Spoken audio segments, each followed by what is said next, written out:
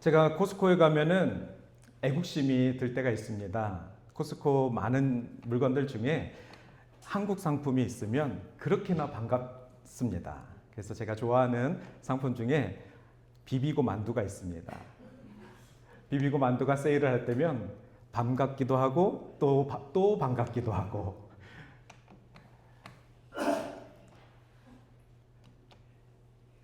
그런데 이 비비고 상품을 브랜드화한 사람의 강의를 들어보니까 만두라는 것은 중국 사람들도 많이 만들고 다른 나라에서도 많이 만드는데 어떻게 비비고 만두가 이렇게 전 세계적으로 인기를 얻을 수 있었을까에 대한 이유를 듣고 나서 그래, 내가 먹는 만두는 순간이었지만 이 만두가 여기까지 이렇게 인기를 얻기까지는 수많은 사람들의 연구와 노력이 있었구나. 우리가 보지 못하는 그런 내용들까지도 이 만두가 진열되기까지 많은 과정들이 있었던 것입니다. 그리고 또 사진에 보시면 비빔밥이 있는데 제가 예전에도 식당에서 잠깐 아르바이트를 한 적이 있는데 왜 이렇게 외국 사람들은 비빔밥을 먹을까? 라는 질문이 좀 있었습니다.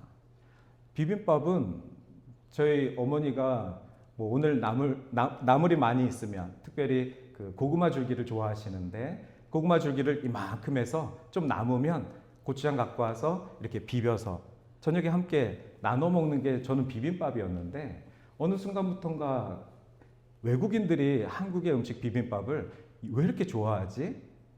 특히 돌솥 비빔밥을 왜 이렇게 좋아하지? 이렇게 생각을 했습니다. 감사하면서도 참 신기하다. 이 비빔밥의 맛을 알까? 여러 가지 나물을 넣어도 고추장을 넣으면 그냥 고추장밥밖에 안 되는데 무슨 나물을 넣어도 거기에 강된장을 넣으면 된장밖에 안 나는데 외국인들은 이 고추장의 맛을 알까? 그렇게 생각을 했습니다. 그래서 제가 주중에 신방을 하면서 북창동 순두부에서 식사를 하는데 제 앞에 있는 테이블에서 어느 외국인이 또 비빔밥을 먹고 있더라고요. 근데 그분이 비벼서 먹지 않고 젓가락으로 하나하나 건져가면서 먹더라고요. 그렇죠. 비빔밥은 비벼 먹는 밥이지만 하나하나 건져서 속에서 비벼도 상관없는 것 같습니다. 어떻게 먹든 비벼서 드시는 거니까. 그런데 그 비비고 브랜드 대표가 이렇게 설명합니다. 외국인들이 왜 비빔밥을 좋아할까요? 왜냐하면 외국인들은 그 맛에 상관없이 비빔밥에 무슨 재료가 있는지 다 보였기 때문에 이 음식에 대한 두려움이 없다는 것입니다. 저는 그 설명을 듣고 아 그렇구나. 우리는 비벼서 먹는다라는 생각만 했지 외국인들은 이 비주얼을 보고 이 속에 어떤 숨어있는 레시피가 있는 거에 대해서 두려움이 있었는데 지금 사진에 보이는 것처럼 비빔밥은 그 재료들이 모두 다 드러나 있다는 거예요. 비비기 전에. 그래서 이 음식에 뭐가 들어가 있는지 내 눈으로 보고 그리고 그것을 하나하나 먹든 비벼서 먹든 두려움이 사라졌다라는 겁니다.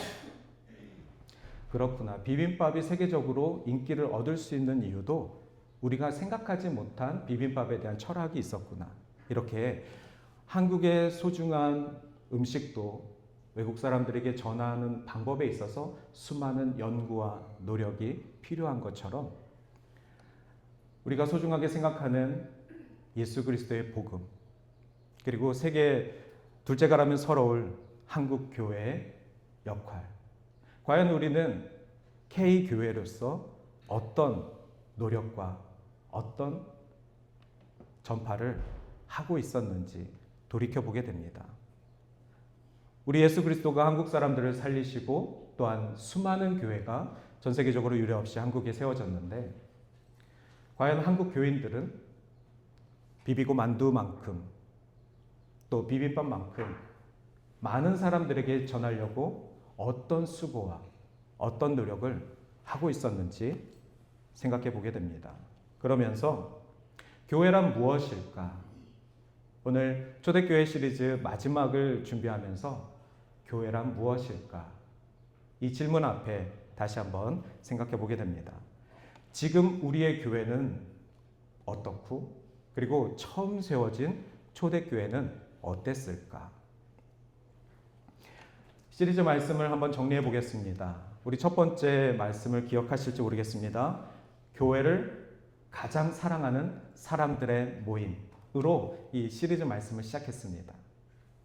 그리고 두 번째는 은사를 사모하는 사람들의 모임. 세 번째는 이웃사랑의 진심인 사람들. 그리고 지난주에는 아낌없이 드리는 사람들의 모임. 그리고 오늘 말씀은 복음을 전하는 사람들의 모임. 초대교회 말씀을 준비하면서 저는 이 5가지의 사람들의 이미지를 여러분들에게 전한 것입니다. 교회가 무엇인지 바로 알고 있어야 교회에서 무엇을 해야 하는지 알고 혹 교회에서 서운한 감정을 갖더라도 다시 돌아올 수 있는 힘은 교회가 무엇인지 알고 있기 때문에 그렇습니다. 여러분, 교회에서 혹시라도 섭섭한 마음을 경험하셨더라도 교회가 무엇인지 정확히 알고 교회가 왜 세워졌고 그리고 2000년 전부터 수많은 교회들을 통하여서 우리는 교회가 무엇인지 정확하게 알아야지만 우리가 교회 속에서 상처를 받더라도 교회 속에서 어떤 해결되지 않은 문제들을 경험하더라도 다시 교회로 돌아올 수 있는 힘은 우리 안에 교회가 무엇인지 정확한 개념이 있어야만 가능한 것입니다. 만약에 그 개념이 우리 안에 중심되어 있고 교회에 대한 뜨거운 애정이 있으면 어떤 상황, 어떤 환경과 어떤 이유에서도 다시 우리의 사람 교회로 돌아올 수 있는 힘을 얻을 수 있는 것입니다. 교회에서 이단으로 빠진 사람들을 보십시오. 교회가 무엇인지 전혀 모르고 그냥 왔다 갔다 하는 신앙생활만 하다가 섭섭한 감정을 주체하지 못하고 교회가 왜 이래? 교회가 뭐 이래? 하면서 떠나다 보면은 교회가 무엇인지에 대한 정확한 개념 없이 이 교회 저 교회 찾다가 결국은 끝이 다른 이단으로 갈 수밖에 없는 그러한 위험에 빠지게 됩니다. 저는 오늘 이렇게 말씀드리고 싶습니다. 교회는 고정값입니다. 교회는 우리가 바꿀 수가 없는 것입니다.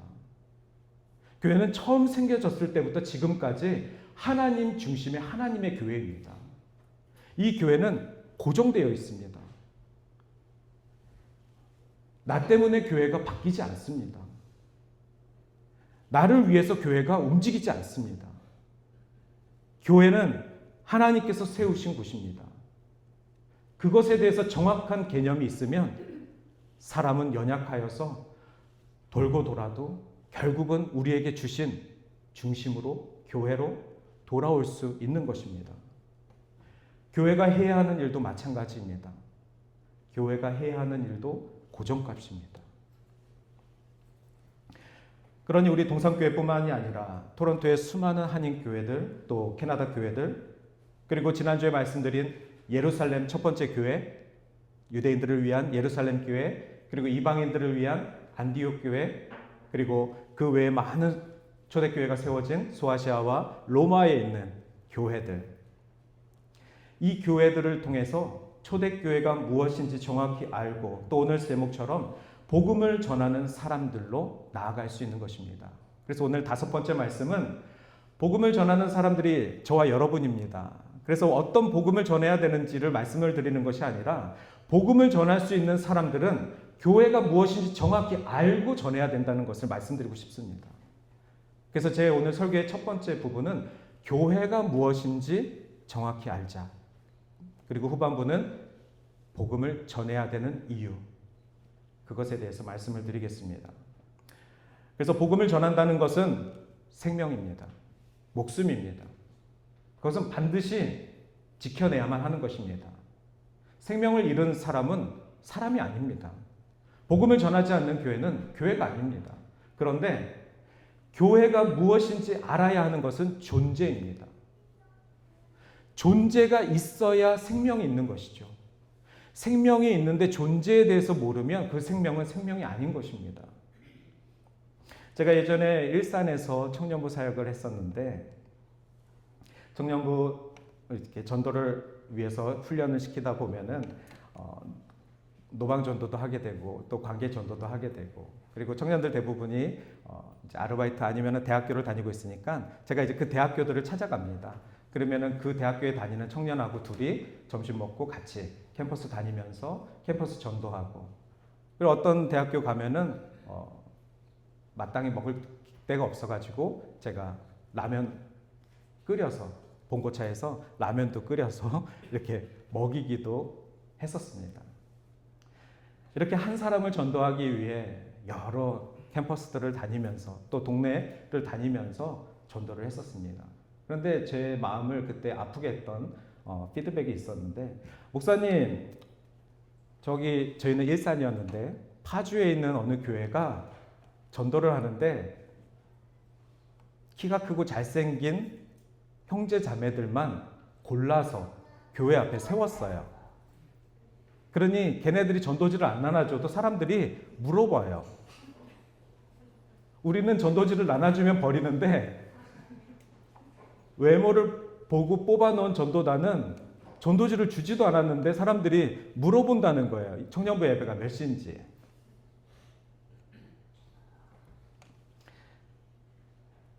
교회가 무엇인지 모르고 또 교회론이 부재한 곳은 십자가가 있어도 교회가 아닙니다. 그리스도의 복음을 전하는 것, 복음은 소중한 것인데 이것을 마치 사탄마귀 판촉 행사에 동원되는 것은 교회론이 부재된 타락한 성도입니다. 초대교회는 복음을 전하기 앞서서 교회를 세웠습니다.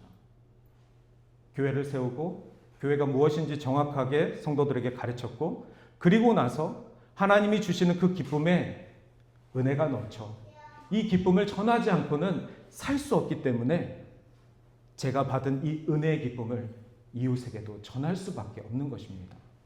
그런데 교회가 무엇인지 모르고 그저 나가서 전하기만 애쓰는 것은 마치 잘생긴 청년들 교회 앞에 세워놓는 거랑 똑같습니다. 외모 지상주의로 나아가는 것은 교회가 해야 할 일이 아닙니다.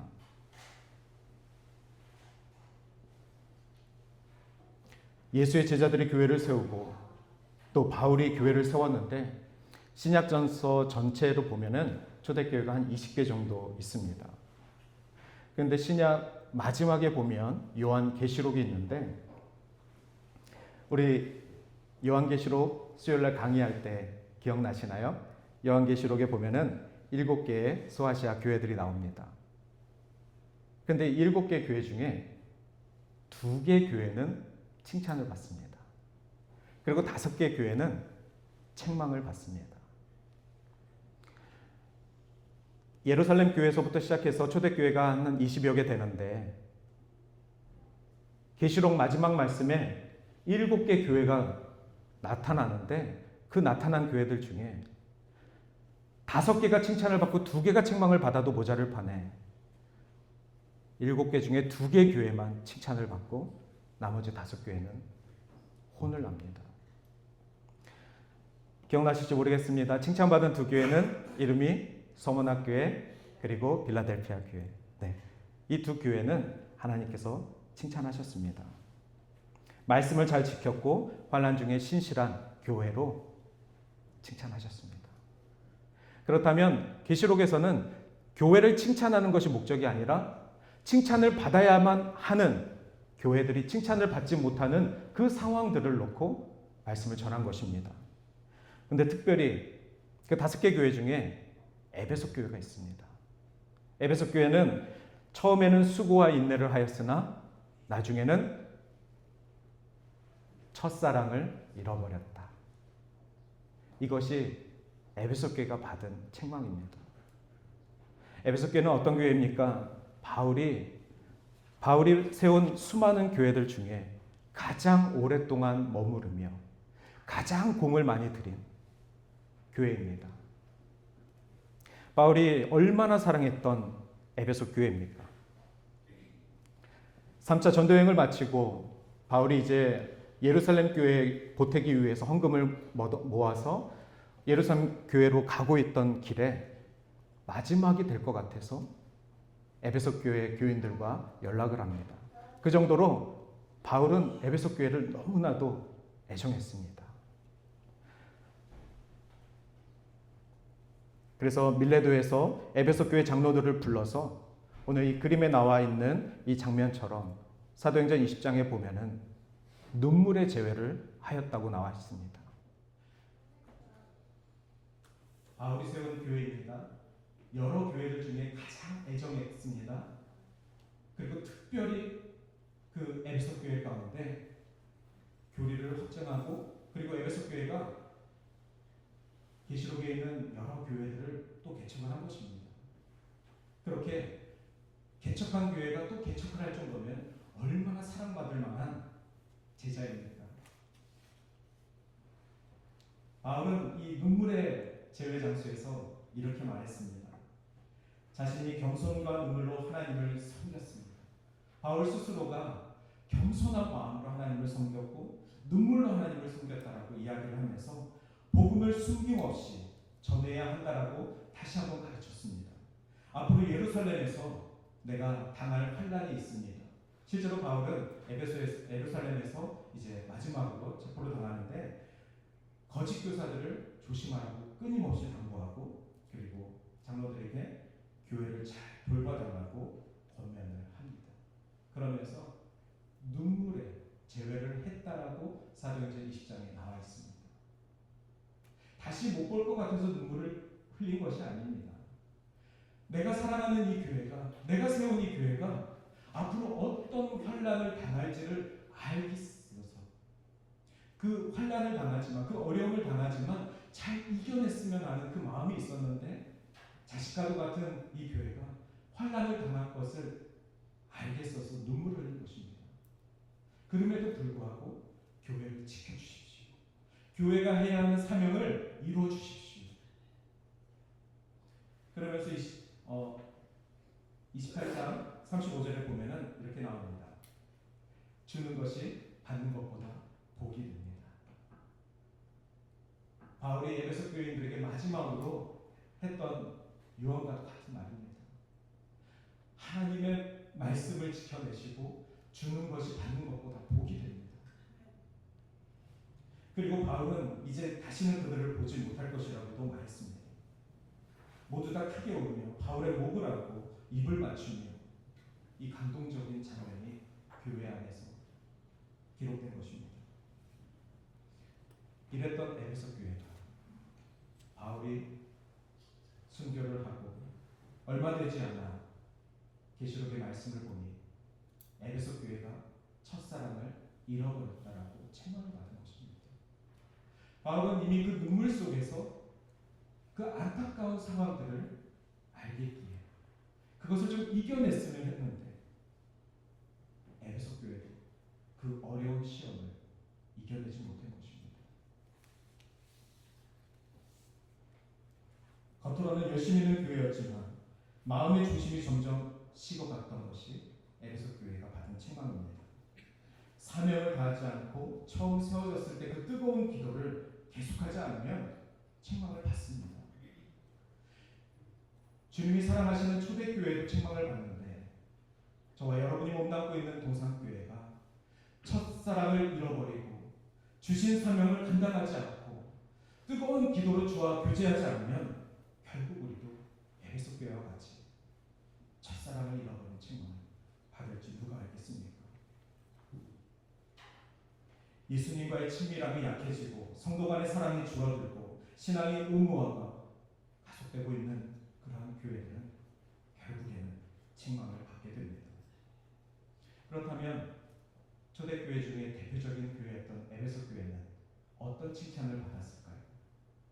초대교회 모습은 어땠길래 지금도 수많은 나라에서 성도님들에게 초대교회로 돌아갑시다, 이 권면을 하는 것입니까? 에베소 교회는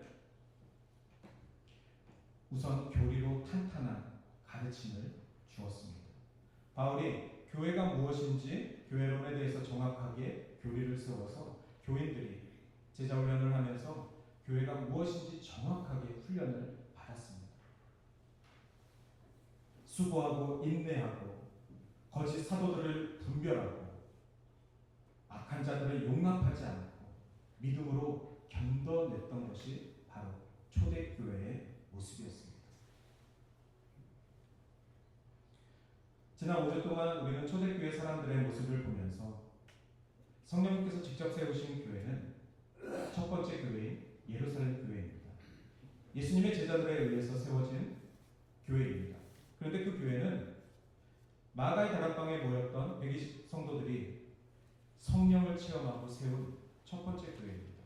그래서 교회론에서는 첫 번째 교회는 사람이 세운 것이 아니라 성령께서 세우셨다. 성령께서 세우신 교회를 예수님의 제자들 사도들에게 맡기셨다. 즉 우리에게 주신 첫 번째 교회는 사람에 의해서 세우신 교회가 아니라 성령께서 세우신 교회입니다.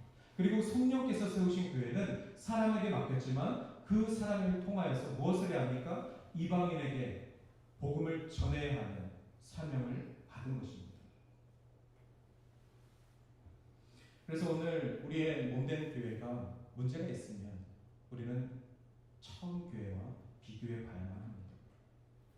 교회가 무엇인지 알아야 하고 처음 교회, 성령께서 세우신 그 교회와 나의 교회가 얼마나 동떨어져 있는지 보기 위해서는 말씀 속에 있는 예루살렘 교회, 초대교회가 어떠했는지를 계속해서 보아야만 하는 것입니다. 그것이 우리의 스탠다드가 되어야만 합니다. 말씀을 보십시오. 말씀 가운데 교회가 왜 세워졌고 어떤 교회의 모습들을 하나님이 기뻐하셨고 어떤 교회의 모습들을 하나님이 책망하셨는지를 보셔야만 합니다. 그래야 내가 지금 몸담고 내가 사랑하고 있는 교회가 먼 길로 가진 않았는지 십자가를 향하고 있는지 구별할 수 있는 것입니다. 제가 예전에 교회 탐방을 해본 적이 있습니다. 미국에 있는 10개 교회, 유명한 10개 교회를 탐방을 했습니다. 최근에도 많은 교회에서 미국 교회들을 탐방하고 합니다. 그런데 대부분 좋은 교회만 선정을 했기 때문에 10군데를 다 돌고 나면 10번의 한숨을 쉽니다. 교회에 가서 뭘 배울지는 모르겠지만 일단 주차장에 도착하고 나면 교회 입구까지 엄청 멉니다. 걸어가면서 한숨 쉬고 교회에 들어가서 한숨 쉬고 교회에서 예배드리면서 한숨 쉬고 다시 돌아오고 나와서 한숨 쉬고 큰 교회 작은 교회를 비교하면 한숨밖에 나올 수가 없습니다. 캐나다에 있는 교회들이 서로 크고 작음을 비교한다면 아마 미국에 있는 교회들 또 한국에 있는 교회들하고 비교하면 비교도 안 될 것 같습니다. 그러니 무엇이 큰 것이고 무엇이 작은 것입니까? 외적인 것을 비교하면 한숨밖에 나오지 않습니다. 하지만 하나님께서 세우신 첫 번째 교회, 성령의 교회는 그리고 예수님의 제자들, 바울이 세운 그 교회들은 크고 작음이 없습니다. 교회가 무엇을 해야 되는지를 가르쳤고 교회가 무엇을 해야 하는지를 정확하게 알고 나서야 복음을 전하는 것에 애썼던 것입니다. 그러니 토론토에 큰 교회가 있으면 복음을 전하는지 기도를 하는지 성도들을 사랑하는지 작은 교회도 할 수 있는 것이고 큰 교회도 할 수 있는 것이고 그 외적인 많은 비교급은 서로가 한숨밖에 내지 않습니다. 그리고 캐나다 다 합쳐도 미국이나 한국에 있는 교회가 비교가 안 됩니다. 언제까지 비교하며 언제까지 외적인 것만 찾아다니실 것입니까? 우리를 지금 보내시고 우리를 세우신 이 땅에서 크기와 외적인 것에 연연하는 것이 아니라 교회의 진정성과 그리고 하나님이 나에게 맡겨주신 그 거룩한 사명으로 나아간다면 내가 바라보고 있는 그 예수님의 나라, 그 나라가 나로 인해서 전파가 되고 그리고 나와 함께 하나님의 나라가 이루어질 것을 우리에게 주신 그 축복을 누리시기를 바랍니다. 그래서 성령으로 자유한 자들이 오늘 우리 동산교회 가운데 많이 계시길 바랍니다. 예수님께서 우리를 위해서 죄에서 구원하셔 주셨는데 그 구원의 자유함을 누리는 영혼들이 우리 동산교회에 가득하길 바랍니다. 하나님이 우리를 창조하시고 하나님이 여러 모양으로 말씀을 하셨는데 하나님의 말씀 가운데 자유한 영혼들이 되시길 주님의 이름으로 축원합니다. 이것이 성경의 원리입니다. 이것이 성도들의 힘입니다. 때로는 우리는 갇힌 상황에 있는 것 같이 보일 때가 있습니다. 때로는 우리는 앞에 일이 막막할 때가 그렇게 느껴질 때가 있습니다. 그러나 하나님은 갇혀 계시지 않습니다. 하나님은 막막하시지 않습니다. 내가 속상해도 하나님은 그 어디에도 갇혀 계시지 않습니다. 하나님은 어디에도 갇혀 계시지 않습니다. 하나님을 제한하지 않으시길 바랍니다. 하나님은 무수부지하시며 전지전능하셔서 자유하신 분이십니다. 그 하나님께 여러분을 맡기시길 바랍니다. 성령 안에서 자유한다는 것은 내가 내 삶에 막막함이 있고 내가 내 삶에 곤비함이 있어도 하나님은 자유하신 분이십니다. 그 하나님을 바라보면 하나님께서 내 삶을 자유하게 열어주실 것입니다. 여러분의 삶 속에서 수많은 사람들과 여러 가지 감정의 싸움들을 하고 관계의 높은 벽들을 싸워 나갈지라도 하나님은 갇혀 계시지 않습니다. 그리고 하나님은 그때마다 일하십니다. 하나님은 일하고 계십니다. 하나님은 졸지도 아니하시고 주무시지도 아니하시고 우리들을 위해서 일하고 계십니다. 그 사실을 믿으시기 바랍니다. 일하시는 하나님을 제한하지 마시고 일하시는 하나님을 잊어버리지 마시고 내가 슬픔 가운데 내가 벼랑 끝에 몰린 상황이라고 할지라도 자유하신 하나님을 꼭 만나시기를 바랍니다. 저는 오늘 우리 동산교회가 예배 초소를 이전을 하고 그리고 오늘 말씀을 준비하면서 하나님께서 우리 교회를 많이 사랑하고 계심을 증거하고 싶습니다. 할렐루야. 하나님이 우리 교회를 많이 사랑하고 계심을 여러분 앞에 증거하고 싶습니다. 하나님께서 우리 교회를 위해 일하고 계심을 저는 믿습니다. 교회가 무엇입니까? 하나님이 무슨 일을 하고 계신지를 우리 동산교회를 통해서 여러분들도 보시기 바랍니다.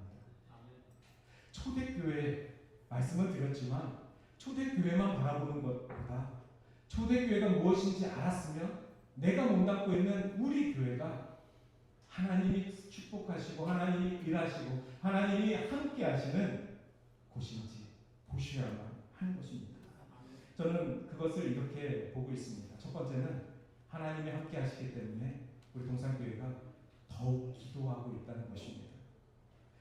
기도할 장소로 허락하시고 기도할 사람들을 모이게 하시고 하나님만 절실하게 바라볼 수밖에 없는 상황들을 주신 것이 하나님이 함께 하시는 것이구나. 하나님이 지금 일하고 계신 것이구나. 하나님이 우리를 위로하시려고 모이게 하시는구나. 세상의 유혹 가운데 철저히 차단되고 고립된 것 같이 보시지만 하나님이 일하시면 그 어떤 어려움도 헤쳐나갈 수 있습니다. 이번에 교회를 이전하면서 우리는 기도하기로 작정하고 모였었습니다. 그리고 이전하면서부터 전도를 하고 그리고 계속해서 하나님의 이 기쁨의 동산을 전하려고 우리 안에 주시는 그 마음은 우리의 것이 아니라 하나님이 일하셔서 연약한 우리들에게 주시는 긍휼이시고 축복이심을 저는 증거하는 것입니다. 이것이 바로 우리 교회가 회복해야 될 사명입니다. 다른 것보다 전도하고 기도하고 선교하는 것이 하나님이 일하실 수 있는 그 자유와 필요들을 우리 교회가 맡겨드릴 수 있는 훈련이 되는 것입니다. 오늘 우리 말씀 주신 것 이사야서 43장 10절 말씀에 보시면 나 여호와가 말하노라 너희는 나의 증인 나의 종으로 택함을 입었나니. 하나님께서 이사야를 통해서 이스라엘에게 이렇게 말씀하셨습니다. 너희가 나의 증인이 되어야 한다. 너희가 나의 복음을 전하는 자들이 되어야만 한다. 하나님이 이스라엘을 너무 사랑하셔서 그들을 택하시고 그들을 하나님 백성 만드시기로 작정하시고 훈련시키셨는데 그들에게 이렇게 말씀하시는 것입니다. 너희가 나의 증인이 되어야 하는 것이다.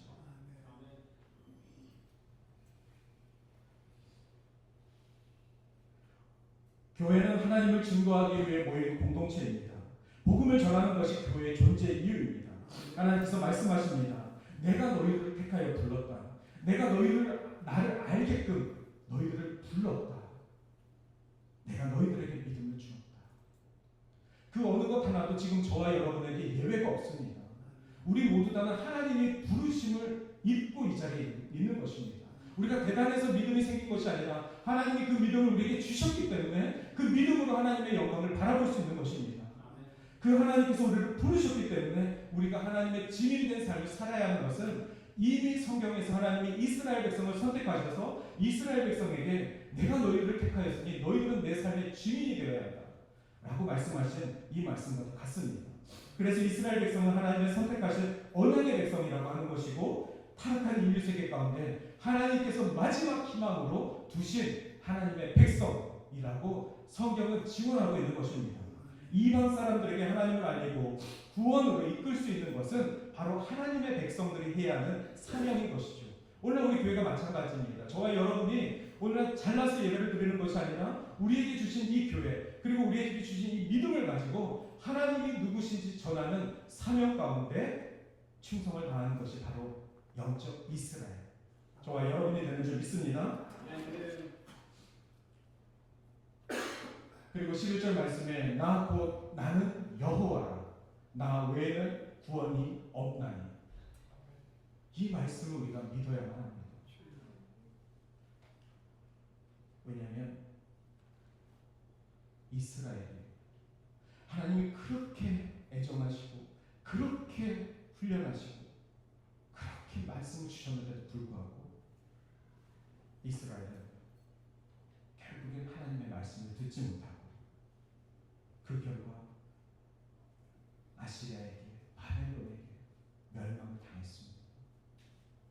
하나님의 구원 과정 속에 있는 그 하나님의 백성조차도 하나님의 말씀을 온전히 듣지 못하면 책망을 받게 되어 있습니다. 누가 여기서 예외가 되겠습니까? 어느 교회가 여기서 예외가 되겠습니까? 어느 신앙인이 여기서 이스라엘보다 더 낫겠습니까? 하나님은 이사야를 통하여서 또 수많은 선지자들을 통하여서 수세기 동안 경고를 하였습니다. 내가 곧 여호와니 나 외에는 구원자가 없나. 그럼에도 불구하고 사랑의 하나님께서 멸망당한 이스라엘에 남은 자를 세우셨습니다. 그 남은 자들을 통하여서 다시 성전이 재건되게 하시고 그 남은 자들을 통하여서 다시 말씀을 읽게 하시고 그리고 예수 그리스도가 그 민족 가운데 태어나셔서 하나님의 정확한 구원의 역사를 이루게 하셨던 것입니다. 오늘 우리의 교회와 우리의 신앙으로 돌아가겠습니다. 우리 중에 누구가 하나님이 애정하시는 이스라엘보다 더 나은 사람이 있겠습니까? 우리 중에 누구가 초대교회, 에베소교회보다 더 나은 교회가 어디 있겠습니까? 그럼에도 불구하고 이 땅 가운데 교회의 역사가 이루어지고 있는 이 땅 가운데 남은 자들이 있습니다. 그 남은 자들을 통하여서 하나님은 다음 세대에 역사하시고 하나님의 원 계획을 이루실 줄 믿습니다. 오늘 저는 여러분들에게 하나님의 그 남은 자가 되시기를 주님의 이름으로 축원합니다. 우리 모두 다 하나님께서 애정하셔서 다음 세대를 위해 그 사명을 지켜나가는 믿음의 형제자매들이 되시기를 주님의 이름으로 축원합니다. 오늘 교회는 하나님의 증인으로 부름을 받았습니다. 너희 중에 다른 신은 없나니 그러므로 너희는 나의 증인이라. 여러분 한 사람 한 사람이 그리스도의 증인이 되십니다. 우리가 교회가 무엇인지 알아야 증언을 하죠. 우리가 하나님의 은혜를 경험했어야 증언을 하죠. 우리가 하나님의 복음이 기뻐야 그 기쁨을 전하죠. 다른 것을 전하면 안 됩니다. 다른 것을 자랑하면 안 됩니다. 외적인 것이요. 그것은 다른 것입니다.